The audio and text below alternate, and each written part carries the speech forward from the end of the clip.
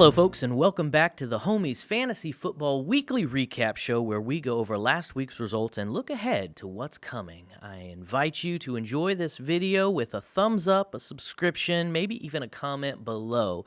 Before we get into this week's scores, I do want to share just a couple pieces of news. First and foremost, I want to remind everybody that each week the highest score does get a payout, so please make sure you set your best lineup so you can get that payout.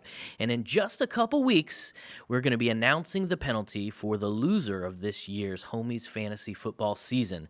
There will be something embarrassing and terrible, and we'll all laugh, unless, of course, you are that pathetic loser. So if you're 0-2, start doing some work here. Make those trades happen. All right, let's get into this week's results and see how we're doing. First up in this week, we have Craig and Jose, and I got to tell you, this was a tight battle. Dak Prescott for Craig only had 9 points, but you know what? He made it up with Mike Evans and Travis Kelce. Mike Evans 24, Kelce 23. On Jose's side, Mahomes and Eckler coming through with 27 points and 22 points. The problem for Jose was he only had 33 points from the rest of his position players. That is not going to do it, my friends. And this one came down to defense, as sometimes it does. But I thought this would be the closest one of the week, and boy, was I wrong. 95-94, a 1-point difference, giving Craig the win. He'll move to 2-0. Jose moving to 1-1. Sorry about you this week. All right, next up we got David versus Orton, or David versus Goliath. And I think we all know how that one ended up in the Bible. Well, some of you don't read the Bible. Spoiler alert, David won. 52 points from Rodgers and CMC for David. That's incredible. And 19 from his defense. Those are good weeks, my friend. On the Orton side, single digits from his starting running backs. That is not a way to win the week, and only 2 of his wide receivers got single digits as well, even his tight end. Terrible week, 144-106, what we like to call a blowout. David moving to 1-1, Orton moving to 0-2. Desperate times, desperate measures, my friends. All right, next up we got Patrick versus Will, and this was what I like to call the Monday Night Miracle. Will was down by 40 points going into Monday night, but you know what? He had Aaron Jones. And how many points did Aaron Jones score? 40 points! It's a miracle! Almost.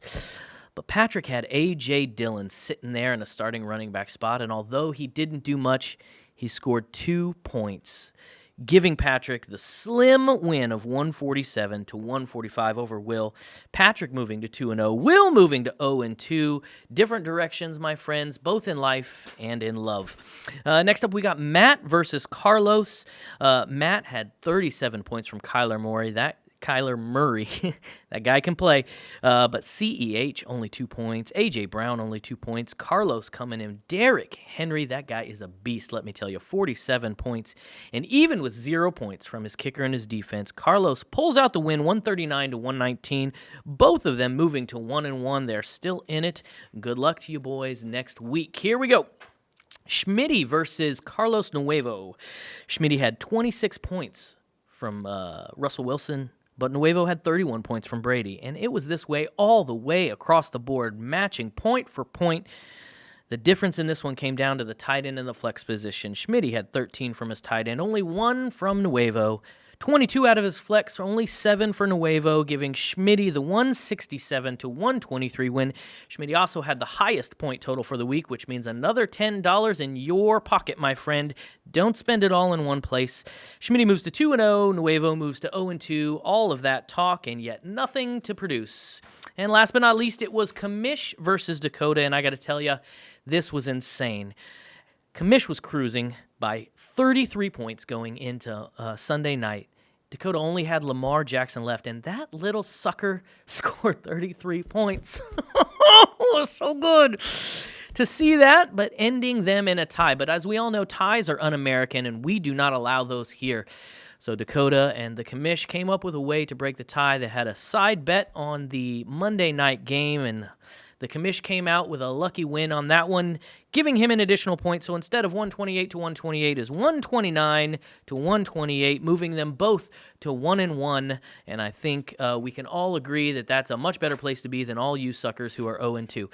Well, that is your recap for the week. We got some trades going. We've got the waiver wire moving this week. Thursday night football is around the corner, so good luck to all of you. Set your lineups, have some fun, and make sure that we keep that smack talk going. You love to see it. All right, that's it for me. Y'all have a wonderful week, and we will see you next week for another Homies Fantasy Football Recap.